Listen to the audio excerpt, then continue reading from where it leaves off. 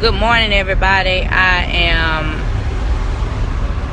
doing well this morning. So happy that the Mercutio, the young man, was freed last night. I thank God for the women who stayed around, the sisters, and all the support from our sisters and brothers nationwide yesterday.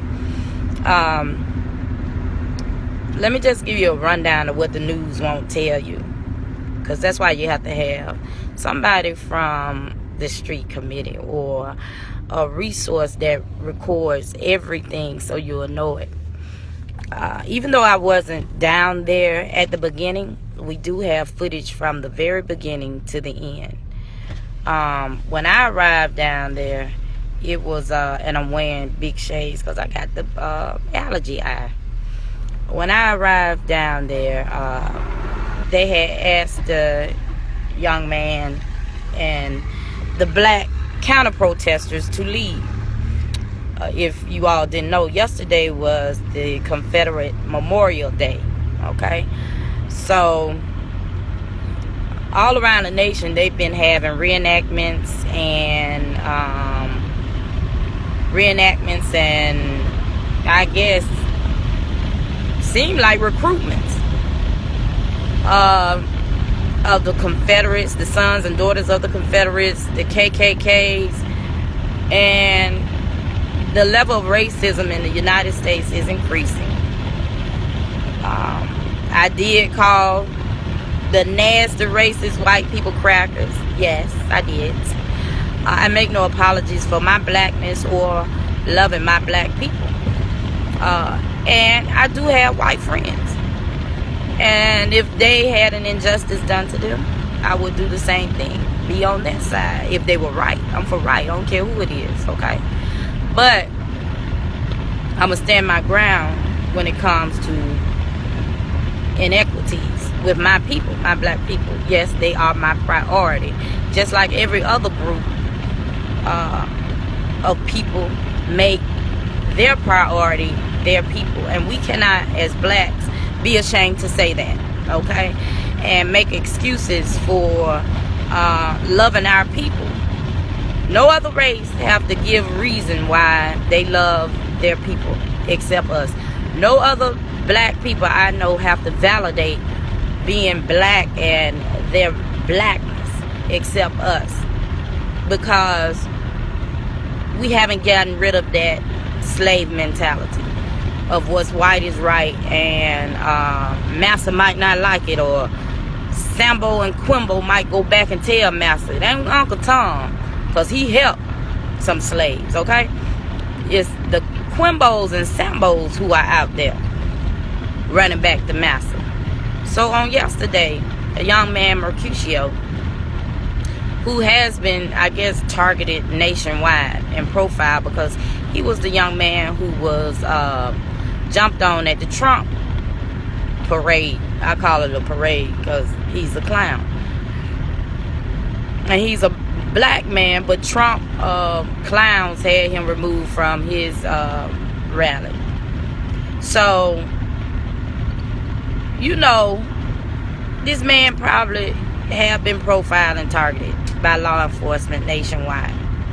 But he always is out there fighting for his people because of his love for his black people.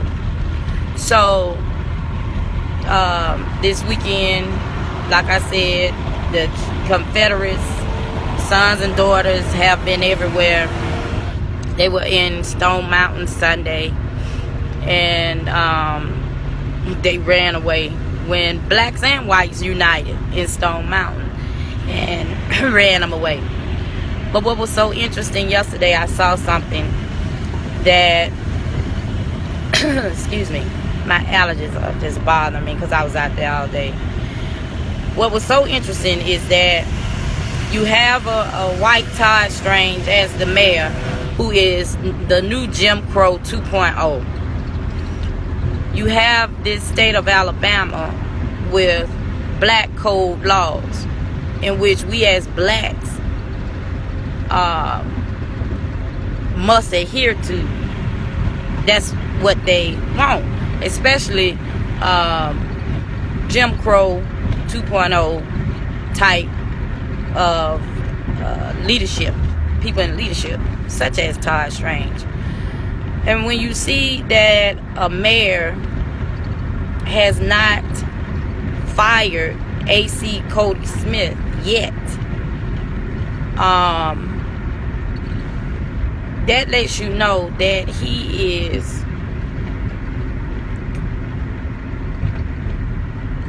promulgating, he is like inciting, and he's pushing for this level of racism to increase in this city. And that's how it really is. Y'all can't say by now that AC Smith shouldn't be fired. AC Smith is still employed by the city of Montgomery and is still receiving a paycheck for assassinating a black unarmed man. Okay? He's still receiving a paycheck. Todd Strange says that it's a process to fire, but y'all do know Alabama is an at-will state. He should be fired. At least he should be fired for the least insubordination, because he didn't turn on his dash cam and he didn't turn on his body cam. Why were all those millions of dollars spent on equipment that isn't used? But he did beat him with his baton, gave him a 1-inch gash. AC Smith did taser him multiple times, as well as shoot him multiple times and assassinate him, kill him. But he's still employed with the city of Montgomery. Now let me go back to yesterday. Sethiel, or Sethiel, I think is a major. Back in January, the end of February, right before Greg Gunn was assassinated, I, along with others, sat at the table with Sethiel and other police officers. Do y'all hear me? And you can go back to my videos and see how he was so upset because he thought I was recording the meeting. And I told him that my phone didn't have enough juice on it, is the reason why I wasn't recording him. But he don't tell me not to record him. He said, if you record me, I'm going to sue you. I said, what do you want me to wear to court? Because he does not know the state law says you can record as long as one entity in the party knows that they're being recorded, and that can be the recorder. I told him that. I said, the only reason why I came here for a community meeting, trying to work together. The other officer got upset, said they wouldn't have to go through the professional development classes or the diversity and cultural awareness classes had I not put a video up when I was in a car accident back in January. That's what he said. So when I saw Sethiel yesterday, and I looked back at the video and I saw him standing by Captain Kentucky Fried Chicken, or Captain General Sanders, some white general, Confederate general who was acting as the general. I saw him. And Sethiel was in his natural elements.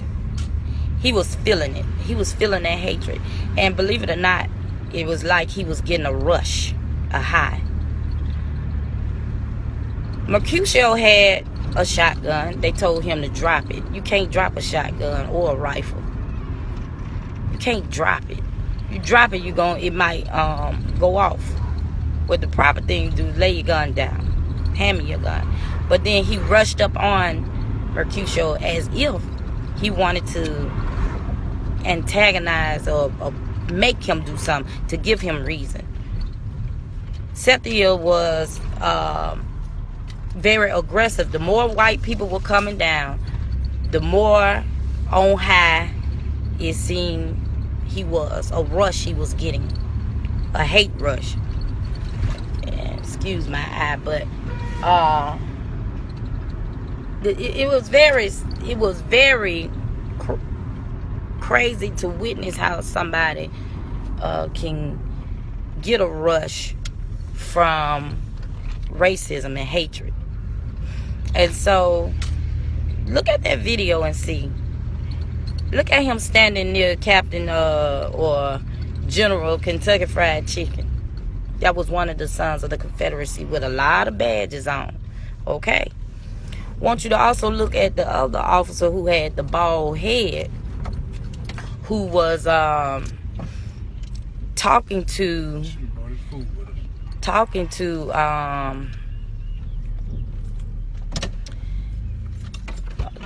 Lady Freedom. He pushed her. You can see it on video. I said, don't hit her again. He had no reason to hit her. Okay? I wish I had his name, because Freedom needs to file an assault charge on that officer. That's why wherever you all go, turn your phones on. That's your body cam. Because we need to continue to expose these officers, these corrupt officers, these undercover officers who are racist and believe in the black code laws. Alabama is an open carry state. And they say, well, that public assembly, he shouldn't have bought it. Well, white people had theirs. So either we're going to be equitable in law or kill the law. What's good for blacks must be good for whites. What's good for whites must be good for blacks. But we know the laws are made for us, because when we start doing what white people do, that's when everybody want to break out in, the morality and ethical part and the legal parts of things. And people say, well, why did he go to the protest? Well, they come to our protest. You have that right to go to the protest. When Minister Louis Farrakhan came to Montgomery, you had demonstrators down there who didn't want him to come. And they were across the street. They were trying to come up. You're going to always have that. And there's nothing wrong, because this is democracy. This is America. But what we have to focus on is equitable laws. Ending this racism. Montgomery is supposed to be the birthplace of the civil rights movement. Yet our city seal is oxymoronic. It says the cradle of the Confederacy and the birthplace of the civil rights movement. So that's oxymoronic. Okay, so that's why it's so much of confusion around here, because the mayor and city council will not take a stand on changing that city seal. It's either going to be you're for the good or you're for the bad. You want this city to be known for the dream or to be known for the nightmare. And so on this Truth and Justice Tuesday, the full video coverage will be forthcoming so you can witness for yourself, not a snippet on what happened on the news.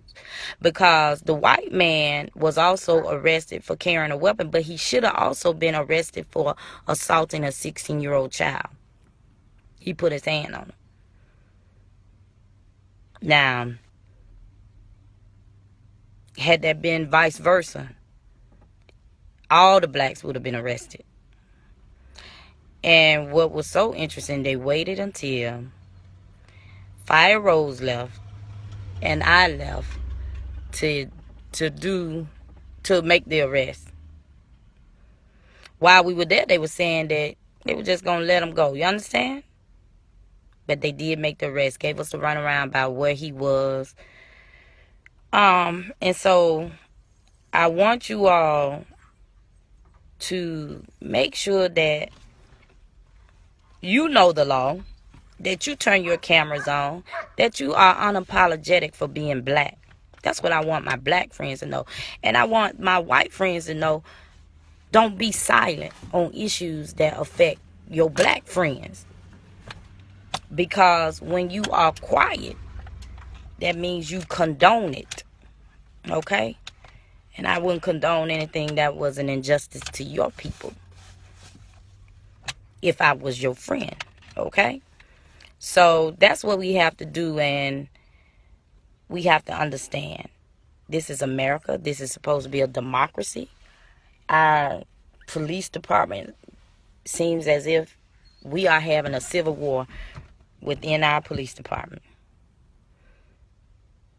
And you can see it. And you can feel the energy between the white and the black officers. If y'all don't believe me, you keep watching. Chief Finley, I was told by his secretary when I went down there to talk to him that he was out of town. Someone said he was spotted on the scene of that suicidal incident at the apartments. I've asked Chief Finley to call me back since January. He has not responded since January. Trying to build a bridge with the community and with our chief of police. Chief Finley has not called me back. He's avoiding, trying to work with him, but he's avoiding me for some reason. Ever since January, when I was trying to let him know the issues that we've been seeing in the community at our community meetings prior to the assassination of Greg Gunn. Okay? The assassination of Greg Gunn could have been prevented. So that's why I'm very upset with you, Chief Finley, because you ignore preventive measures. But that's how the Truth and Justice Tuesday little bit for the day. And I want you all to look at that video coverage. And I want you all to know that it doesn't get it doesn't get any better until the people unite. Black and white. Black and white have to unite. And for the ones who are against us, you're gonna get left behind. Because this isn't 1816, this 2016. And y'all need to wake up. You can't come on Facebook and be an activist, a social media activist. We need boots on the ground. And all you're seeing out here now lately are women. And I appreciate my sisters, but we need our brothers on the in the field too. And they're watching, and they're out there. Some conspicuous, some inconspicuous. But we're gonna keep on doing what we're doing for our people. Don't ever be apologetic for your blackness. And the black Jesus you love. Don't ever be apologetic. It's Truth and Justice Tuesday.